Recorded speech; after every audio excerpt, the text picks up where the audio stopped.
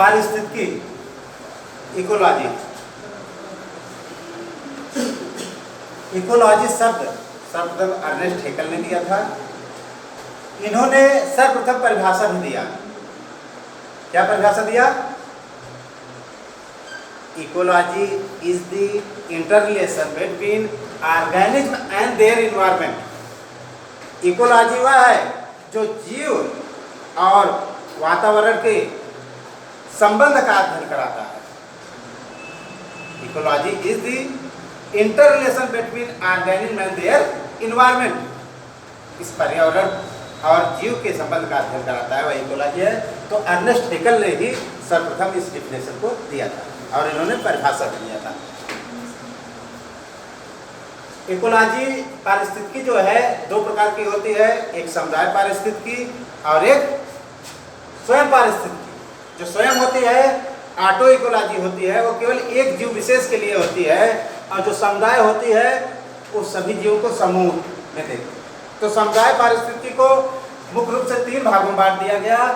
आबादी वाला पारिस्थितिकी, समुदाय पारिस्थितिकी और पारिस्थितिकी तंत्र।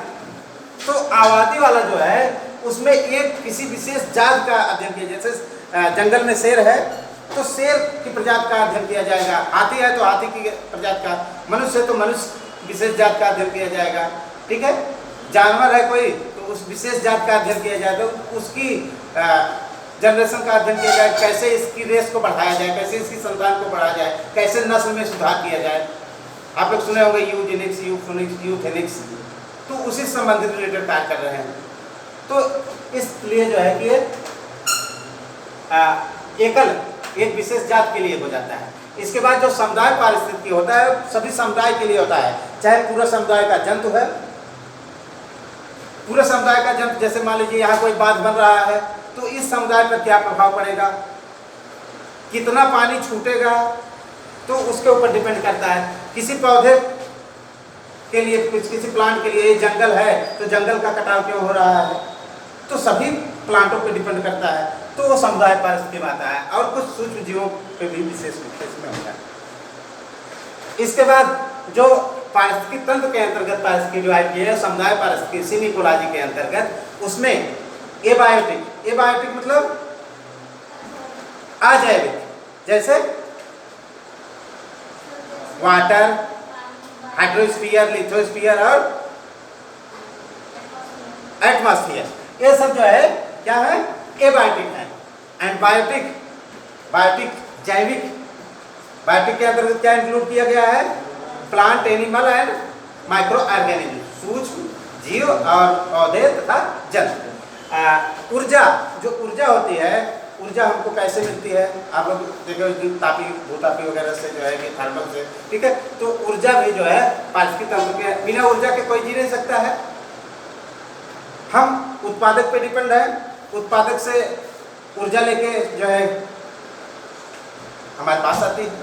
तो कोई भी उत्पादक होता है, इसके बाद कंज्यूमर होता है, प्राथमिक कंज्यूमर से सेकेंडरी कंज्यूमर में, सेकेंडरी से टर्शियरी कंज्यूमर में, इसके बाद टॉप कंज्यूमर में जाता है। तो यह ऊर्जा का रिलेशन बना रहता है, बिना ऊर्जा के कोई जीवन नहीं चल सकता है, क्योंकि एक दूसरे से ही डिपेंड है, साइकिल के द्वारा डिपेंड होती है। हम लोग परोक्ष अप्रोच दोनों रूप से किस पे डिपेंड है, प्लांट। खाद्य श्रृंखला में कंज्यूमर और प्रोड्यूसर दोनों को इंक्लूड किया जाता है कि किस तरह से फूड वेब बनता है, फूड जाल बनता है। देखिए आप लोग, तो ये महत्वपूर्ण है। आवास के आधार पर जो हैबिटेट के अकॉर्डिंग जो है जो पारिस्थितिकी इकोलॉजी होता है, एक्वेटिक और टेरेस्ट्रियल, इसको एक्वेटिक बोला जाता है, एक्वेटिक एंड टेरेस्ट्रियल। तो जो जलीय पारिस्थितिकी होता है, जली में स्वच्छ जल और समुद्री जल। स्वच्छ जल पीने लायक होता है, हम पी सकते हैं, जैसे तालाब हो गया, नदी हो गया, झील, झरना हो गया, ये सब जो है स्वच्छ जल में आता है, इसमें भी जीवन रहता है। और समुद्री जीव, समुद्र में भी जीवन रहता है, बहुत सारी मछलियाँ हैं, आप लोग देखते हैं, उसमें बहुत सारा, जैसे सिलेंट्रेटा वगैरह देखते हैं, समुद्री होते हैं। इकाइनोडर्मेटा के सारे जीव समुद्री हैं, बहुत से कार्डेटा व्हेल मछली तक इतनी बड़ी जो है समुद्री है, तो समुद्र में भी जीवन है। ठीक है, तो उसको समुद्री के अंतर्गत पढ़ते हैं, समुद्री आवास होता है उनका। पृथ्वी पर सबसे बड़ा स्तनधारी कौन है? व्हेल, सबसे बड़ा स्तनधारी व्हेल है। तो स्थलीय आवास, स्थलीय आवास में घास का जीवन, घास पे बहुत सारे जीव जंतु डिपेंड होते हैं, वन पे बहुत जीव जंतु डिपेंड होते हैं, और मरुस्थल पे भी बहुत जीव जंतु रहते हैं। तो यह जो है स्थलीय आवास के रूप में समझा। तो ये इकोलॉजी है, इकोलॉजी के फैक्टर में डिपेंड करते हैं कि इकोलॉजी में फैक्टर कौन कौन से हैं। ठीक है, तो फैक्टर इसके बाद बताया जाएगा। तो आप लोग ये देख चुके हैं 1986 में पर्यावरण संरक्षण अधिनियम, सबसे महत्वपूर्ण पूछा जाता है बहुत, पर्यावरण संरक्षण अधिनियम कब लागू हुआ था? 1986 में। गंगा कार्य योजना 1985 में, एक साल पहले। ठीक है, गंगा कार्य योजना का शुभारंभ हुआ था। ये राष्ट्रीय हरित न्यायाधिकरण, इसको भी बहुत पूछा जाता है, बहुत इंपॉर्टेंट है, 1910 में। सस्टेनेबल डेवलपमेंट को IUCN ने दिया था धारणीय विकास। धारणीय विकास में कौन कौन शामिल होता है? 5 चीजें केवल: जल, स्वास्थ्य, ऊर्जा, कृषि, जैविक विविधता, बायोडाइवर्सिटी। जल, ऊर्जा, कृषि, स्वास्थ्य और जैविक विविधता, ये 5 चीज शामिल होता है। पूछा जाता है कि इसमें क्या नहीं है, या दूसरा कोई दे देता है।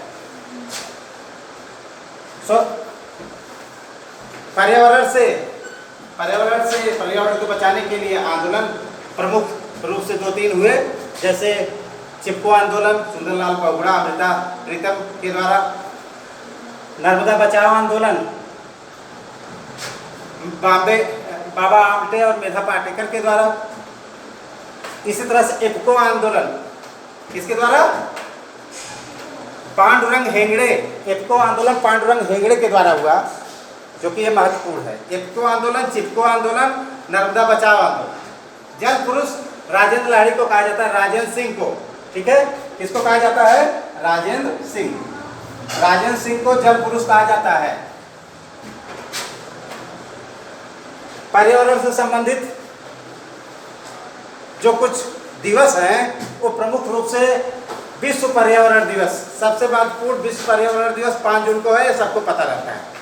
लेकिन विश्व पर्यावरण संरक्षण दिवस अगर आ गया तो इसमें कंफ्यूजन हो जाता है। विश्व पर्यावरण दिवस, विश्व पर्यावरण संरक्षण दिवस, विश्व पर्यावरण संरक्षण दिवस 26 नवंबर को मनाया जाता है, और विश्व पर्यावरण दिवस 5 जून को। विश्व प्रकृति दिवस 3 अक्टूबर को मनाया जाता है। कब मनाया जाता है? 3 अक्टूबर को। बायोडाइवर्सिटी जैविक विविधता दिवस 22 मई, और 22 अप्रैल को क्या मनाया जाता है? पृथ्वी दिवस। तो ये महत्वपूर्ण होता है। सतत विकास सूचकांक में भारत का स्थान इस समय वर्तमान में कितना है? 121वां। इसके पहले कितना था? 120वां। उसके पहले कितना था? 117वां। तो इस तरह से जो है प्रेजेंट टाइम में सतत विकास सूचकांक 121वां है। तो इस तरह से